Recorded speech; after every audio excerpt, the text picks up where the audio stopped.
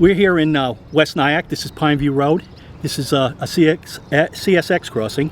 This is a private crossing, and we're here today because CSX wants to close this crossing, and we're looking for an alternative for us to be able to get out.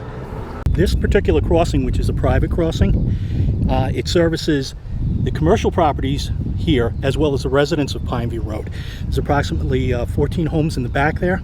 It's a subdivision, and right now the railroad is looking to close this. That's CSX.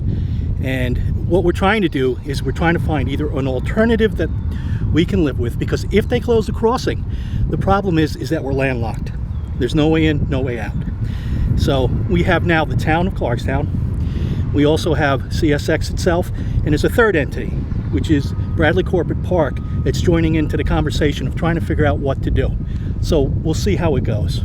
The solution would actually be to keep the crossing, if we could. If we couldn't, then some other alternative, either by a trestle, an underpass, or if we have to have another crossing, it has to be done in such a manner where we're not crossing into Orangetown. We're the town of Clarkstown, West Nyack.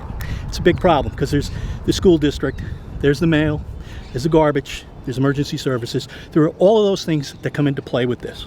So we need to get a practical solution for everybody. Normally when we have trains that stop, they can stop for as long as hours on end. And normally what happens, they'll stack a train here because this is double track. When we have the stop trains, people come up, they'll park, they'll wait. They give them about 10 to 15 minutes. At that point, there's two numbers that we call to make a complaint. And then the second call we make will be to the police, and the police will come down, they'll take a look and see if they can move them along. What happens is, though, because we have the factories here as well as the residential usage, this can actually back up. I've seen it back up all the way onto Western Highway and all the way back down where you couldn't get out. And it's gone on for as long as hours on end.